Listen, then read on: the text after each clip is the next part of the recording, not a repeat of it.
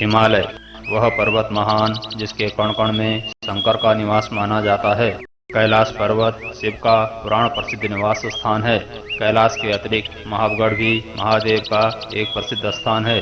कैलाश पर्वत हिमाच्छादित हिमालय के पावन अंचल में विराजता है। महावगढ़ शिवालिक हिमालय का उच्चतम पर्वत शिखर है। कैलाश पर्वत को पुराणों में हेमकूट पर्वत के रूप में मान्यता प्राप्त है। इधर महावगढ़ को भी हेमकूट शिखर के रूप में जाना जाता है।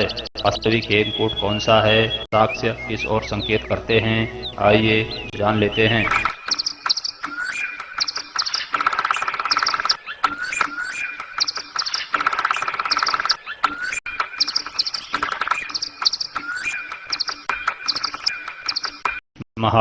महान आभा या चमक वाला शिखर, महती आभा यस्य। महान आभा वाले इस महावगढ़ पर्वत शिखर को साहित्य ग्रंथों में हेमकूट भी कहा गया है।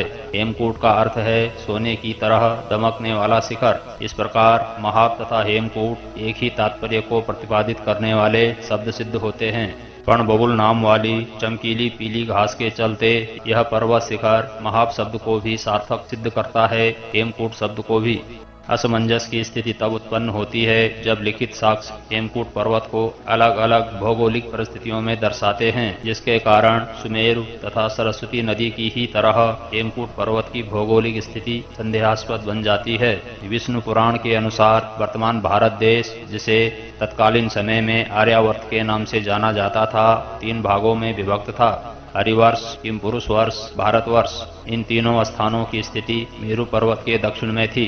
पद्म पुराण में तीनों परिक्षेत्रों का स्पष्ट सीमांकन किया गया है। वहां बताया गया है कि हिमालय का हिमाच्छादित भाग हरिवर्ष, वर्तमान उत्तराखंड, हिमाचल, कश्मीर का भाग किमपुरुष वर्ष तथा हिमालय से नीचे का समतल प्रदेश जो वर्तमान में हिंद महासागर तक फैला हुआ है, भारतवर्ष कहलाता है। महाभारत में भी आर्यावर्त का ऐसा ही भौगोलिक विभाजन किया गया है। हेमकूट पर्वत की भौगोलिक स्थिति को स्पष्ट करते हुए महाभारत में यह भी बताया गया है कि आर्यावर्त के हरिवर्ष में स्थित कैलाश पर्वत ही हेमकूट है। प्रसिद्ध संस्कृत लेखक बाण भट्ट हेमकूट पर्वत की स्थिति कैलाश पर्वत से भी आगे पूर्वोत्तर दिग्भाग में मानते हैं। महाकवि कालिदास ने भी अपने अभिज्ञान शाकुंतलम नामक प्रसिद्ध नाट्य ग्रंथ में हेमकूट शिखर का सुरम्य वर्णन किया है। यह वही हेमकूट था जो अपनी स्वर्णिम भौतिक आभा के साथ साथ अपने स्वर्णिम ज्ञान प्रभा के चलते एक जगमगाता हुआ दिव्य भव्य पावन स्थान था। लेकिन उनके द्वारा प्रतिपादित हेमकूट की स्थिति दोनों हेमकूट शिखरों से अलग थी, क्योंकि तीनों विचारक अलग अलग समय का प्रतिनिधित्व करते हैं। इसलिए माना जा सकता है कि उन समयों में हेमकूट नाम से अलग अलग पर्वत शिखरों को जाना जाता था। पुराणों में वर्णित हेमकूट शिखर निश्चित ही कैलाश पर्वत है।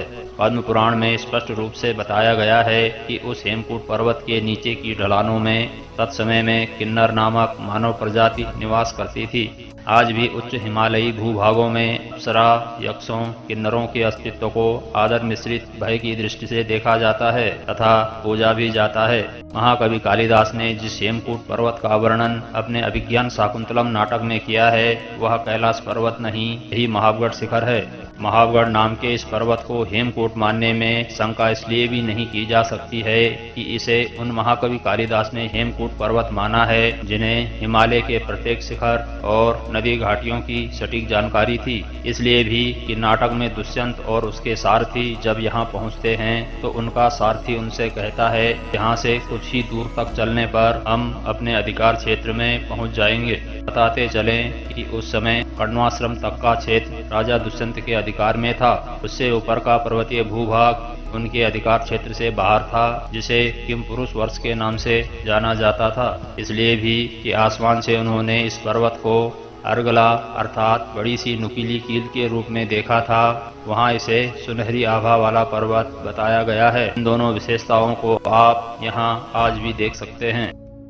पौराणिक काल में जहाँ महावगढ़ की प्रसिद्धि महर्षि कश्यप मारीच के आश्रम के कारण थी, वहीं ऐतिहासिक काल में यहाँ की प्रसिद्धि यहाँ पर स्थित प्रसिद्ध गढ़ के कारण बनी रही। समय का वह कालखंड जब गढ़वाल हिमालय राजनीतिक रूप से विभाजित होकर छोटे छोटे 52 गढ़ों में बढ़ता चला गया था, तब महावगढ़ नामक इस गढ़ पर असवाल जाति के शासकों का आधिपत्य हो चला था। कालांतर में जब 888 ईस्वी में अजय पाल ने गढ़वाल हिमालय के 52 गढ़ों को जीतकर पंवार वंश की स्थापना की, तब महाबगढ़ नामक यह महत्वपूर्ण गढ़ भी उनके अधीन हो गया। 1804 ईस्वी में पंवार वंशी राजा प्रद्युम्न शाह तथा गोरखा सैनिकों के बीच भीषण युद्ध हुआ, जिसमें गढ़ नरेश प्रद्युम्न शाह वीरगति को प्राप्त हो गए थे और गढ़वाल हिमालय गोरखा शासकों के अधीन हो गया था। गढ़वाल हिमालय पर गोरखा शासकों का प्रभुत्व होते ही उन्होंने कण्वाश्रम के अवशेषों को तहस नहस करते हुए इस गढ़ को भी नष्ट कर डाला था। 1815 ईस्वी में अंग्रेजों और गोरखा शासन के बीच हुए भयंकर युद्ध में गोरखा शासन की पराजय हुई। इसके कारण अन्य गढ़ों के साथ यह गढ़ भी अंग्रेजों के अधिकार में चला गया। 1947 ईस्वी में जब तक देश स्वतंत्र हुआ तब तक इस पर्वत शिखर से गढ़ के सारे अवशेष विनष्ट हो चुके थे। हाँ, तब तक यह स्थान महादेव के रहस्यमय स्थान के रूप में जनमानस में अपना स्थान बना चुका था। सामरिक दृष्टिकोण से देखा जाए तो प्रत्येक शासक के लिए इस गढ़ का महत्व सर्वाधिक महत्वपूर्ण रहा है। तराई बाबर की मैदानी सीमा के निकट एकमात्र यही वह सर्वोच्च स्थान था जहां से मैदानी क्षेत्रों में होने वाली सामरिक गतिविधियों पर नजर रखी जा सकती थी।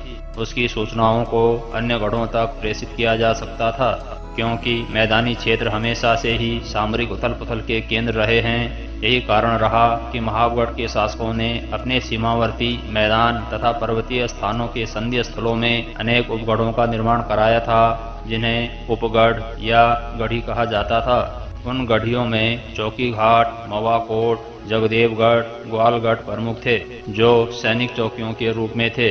किसी भी संभावित आपदा होने पर ये चौकियां उनकी सूचनाएं आग जलाकर उसके धुएं से महाबगढ़ के शासकों तक भेज दिया करते थे। अब तक हम इस निष्कर्ष पर पहुंच चुके हैं कि पुराणों में वर्णित हेमकूट निश्चित ही कैलाश पर्वत है, लेकिन महाकवि कालिदास ने जिस हेमकूट शिखर का वर्णन किया है वह यही महाबगढ़ है। महाकवि कालिदास के इस हेमकूट की विराटता से प्रभावित होकर आकाश मार्ग से गमन कर रहे राजा दुष्यंत और मातली यहाँ उतर पड़ते हैं। उन्हें यहाँ का प्राकृतिक सौंदर्य इतना मनमोहक लगा कि उनके मुख से अनायास ही निकल पड़ा, यह स्थान तो स्वर्ग से भी शांत है, सौम्य है। सुंदरता की इस पराकाष्ठा में पहुंचकर उनके तन का रोम रोम रोमांचित हो गया और मन द्रवित होकर बहने लगा। उन्हें लगने लगा कि वे अमृत के सरोवर में स्नान कर रहे हैं। आगे बढ़े तो ज्ञात हुआ कि यहाँ सुर तथा असुरों के गुरु महर्षि मारीच कश्यप सपत्नीक तपस्या में लीन हैं। कालगणना के हिसाब से देखा जाए तो माना जा सकता है कि आज से लगभग 5000 वर्ष पूर्व तक यहाँ महर्षि मारीच कश्यप का आश्रम विद्यमान था। महर्षि मारीच कश्यप ऋग्वेद के अष्टम मंडल के सूक्त 29 के मंत्र दृष्टा ऋषि हैं तथा आयुर्वेद के प्रसिद्ध उपदेष्टा भी हैं। महर्षि मारीच कश्यप ने कश्यप संहिता नामक आयुर्वेद ग्रंथ का प्रणयन किया, जो सुश्रुत संहिता से भी प्राचीन ग्रंथ है। कालांतर में चरक संहिता और सुश्रुत संहिता के अस्तित्व में आने के बाद इसका प्रचलन प्रायः समाप्त होता चला गया। यहाँ उतरकर राजा दुष्यंत ने महर्षि मारीच व उनकी धर्मपत्नी अदिति के दर्शन किए व यशस्वी जीवन का आशीर्वाद प्राप्त किया। लेकिन नियति यहाँ पर उन्हें कुछ ऐसा और भी देना चाह रही थी जिसकी उन्होंने कल्पना भी नहीं की थी। वास्तव में समय के जिस कालखंड के दुर्भाग्य ने शकुंतला को एकाकी निर्वासित जीवन को विवश कर दिया था, वही समय आज सौभाग्य लिए उनके सामने खड़ा था। शकुंतला का यह सौभाग्य ही दुष्यंत को यहाँ खींच लाया था। दुष्यंत का भरत से मिलन हुआ, आकर्षण बढ़ा तो पता चला यह तो शकुंतला का पुत्र है, अर्थात उन्हीं का पुत्र है। फिर क्या था? दुष्यंत ने शकुंतला के सामने शीश झुकाकर अपने अहंकार का विसर्जन किया, क्षमा याचना की। शकुंतला ने क्षमा कर दिया तो राजा दुष्यंत पत्नी और पुत्र को साथ लेकर अपनी राजधानी हस्तिनापुर लौट आए। कालांतर में यही शकुंतला पुत्र भरत चक्रवर्ती सम्राट बने और इस देश को अपना नाम देकर हमेशा हमेशा के लिए अमर हो गए। लेकिन आश्चर्य की बात है कि भारत देश को अपना नाम देने वाले राजा भरत के नाम पर इतिहास आज भी चुप्पी साधे मौन है। इधर प्रकृति, उधर तीर्थ, इधर पौराणिक आख्यान, उधर ऐतिहासिक वीरता से भरी हुई कहानियां। दोनों ही अनुपम आकर्षण से भरी हुई हैं। यही आकर्षण हमें यहीं रुके रहने को विवश कर रहा है, लेकिन जरूरी है कि जिन पगडंडियों का आश्रय लेकर हम यहाँ तक पहुँचे हैं, उन्हीं पगडंडियों के सहारे हम फिर से मालनी के तट की ओर लौट चलें। लौटेंगे तभी किसी नए रास्ते पर बढ़ पाएंगे। नमस्कार।